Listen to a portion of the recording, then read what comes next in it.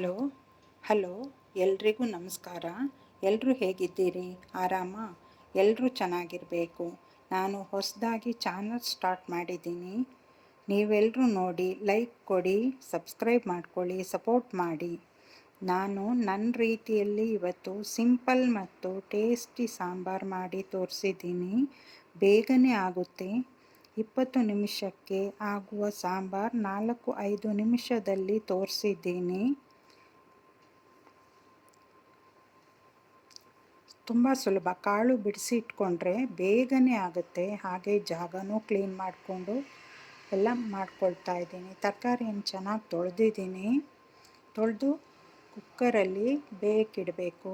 2 whistle ಸಾಕು.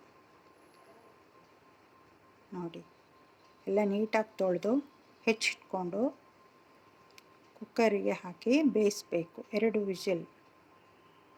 ಅದರ ಮಧ್ಯೆ ನನಗೆ ಮೊಬೈಲ್ ಟ್ರೈಪಾಡ್ ಪ್ರಾಬ್ಲಮ್ ಆಯಿತು.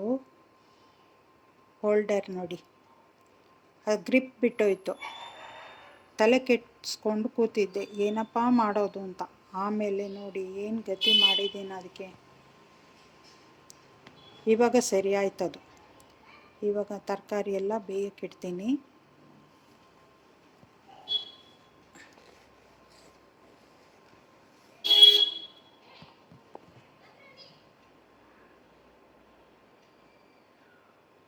ಕಾಳು ಜಾಸ್ತಿ ಇದೆ, ತರಕಾರಿ ಸ್ವಲ್ಪ ಕಡಿಮೆ ಇದೆ. ಕಾಳು ನಮಗೆ ಕಾಣಿಸ್ಬೇಕಲ್ವ, ಕಾಳು ಸಾರು.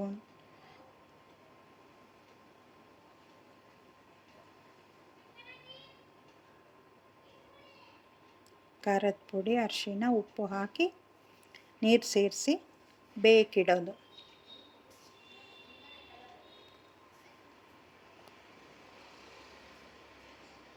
ಎರಡು ವಿಷಲ್ ಬಂದ ಮೇಲೆ ಸ್ಟವ್ ಆಫ್ ಮಾಡಬೇಕು.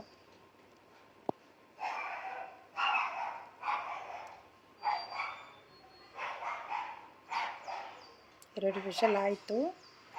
ಇವಾಗ ಮಸಾಲೆ ಪದಾರ್ಥ ಹುರಿಲಿಕ್ಕೆ ನೋಡಿ ಇಷ್ಟೊಂದು ಇಟ್ಕೊಂಡಿದ್ದೀನಿ.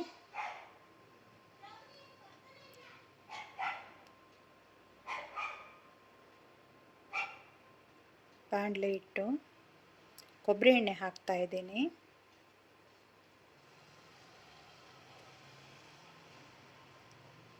ಎಲ್ಲ ಮಸಾಲೆ ಪದಾರ್ಥಗಳನ್ನು ಕಡಿಮೆ ಉರಿಯಲ್ಲಿ ಹೊಂಬಣ್ಣ ಬರೋವರೆಗೂ ಹುರಿದಾಯಿತು. ಸ್ಟವ್ ಆಫ್ ಮಾಡಿದ್ದೀನಿ.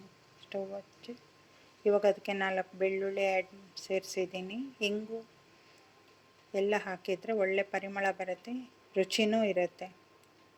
ಕಾಯಿ ತುರಿ ಖಾಲಿಯಾಗಿದೆ. ಕಾಯಿ ಹೆಚ್ಚಿ ಮಿಕ್ಸಿ ಜಾರಿಗೆ ಹಾಕಿದ್ದೀನಿ. ಹುಣಸೆಹಣ್ಣು ಮಸಾಲೆ ಪದಾರ್ಥಗಳೊಂದಿಗೆ ಚೆನ್ನಾಗಿ ನುಣ್ಣಗೆ ಅರ್ದಿಟ್ಟಾಯಿತು. ತರಕಾರಿ ಬೆಂದಿದೆ.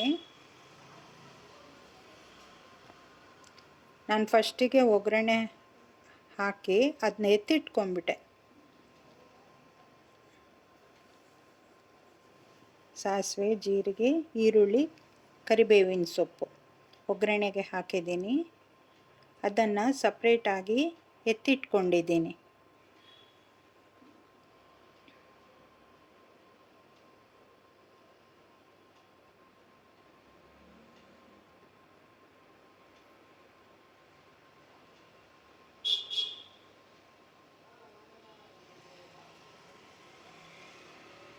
ಇವಾಗ ತರಕಾರಿ ಆ್ಯಡ್ ಮಾಡಿದ್ದೀನಿ. ಮಸಾಲೆ ಎಲ್ಲ ಮಿಕ್ಸ್ ಮಾಡಿ ಕುದಿಯೋಕ್ಕಿಡೋದು. ಚೆನ್ನಾಗಿ ಕುದಿ ಬಂದ ಮೇಲೆ ಫಸ್ಟ್ ಹುರಿದಿಟ್ಕೊಂಡಿದ್ದೀನಲ್ಲ ಒಗ್ಗರಣೆಗೆ, ಅದನ್ನು ಆ್ಯಡ್ ಮಾಡಬೇಕು. ಉಪ್ಪು ಬೇಕಾದರೆ ಸೇರಿಸ್ಕೊಳ್ಳಿ.